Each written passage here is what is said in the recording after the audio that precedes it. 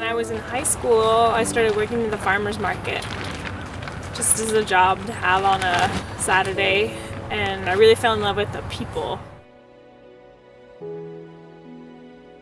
Those people were really happy, and I think part of me was really drawn to that. In the past 10 years, there's been a real groundswell of people coming back to the land for a lot of different reasons. And a lot of them, like myself, are first-generation farmers.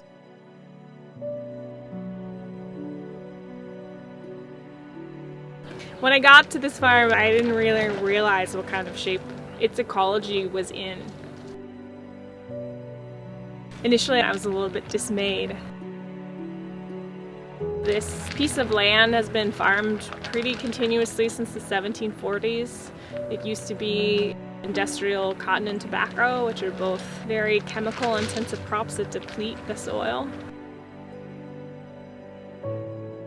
Everything under the soil is pretty much gone.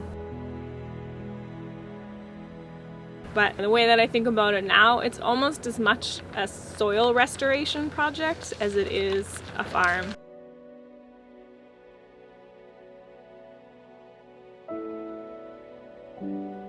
Our work here as stewards of this land is really to restore that ecology.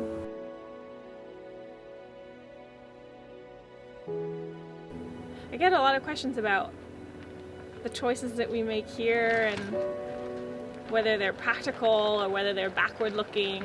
And I happen to think that the particular choices that we're making make a lot of sense.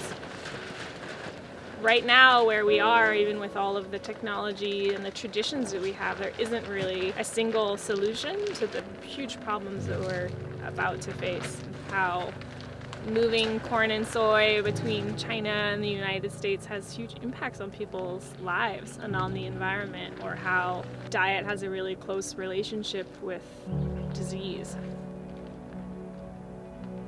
Those are the kinds of issues that I want people to kind of be thinking about while they're here, so that they're not just working, although part of the pleasure is in the working, in the actual touching of the soil and really getting into it. But I'm hoping also that part of the pleasure is also in the thinking and being able to start talking to each other a lot more and working together a lot more. And that's one reason why I think having this farm here is so important.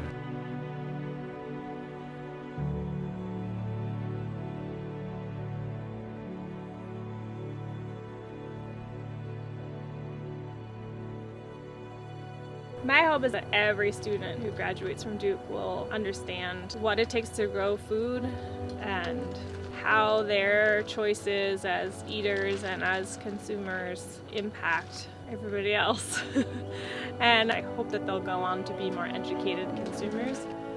And the farm in that sense becomes a really pleasurable or kind of immersive entry point into thinking about these less straightforward issues.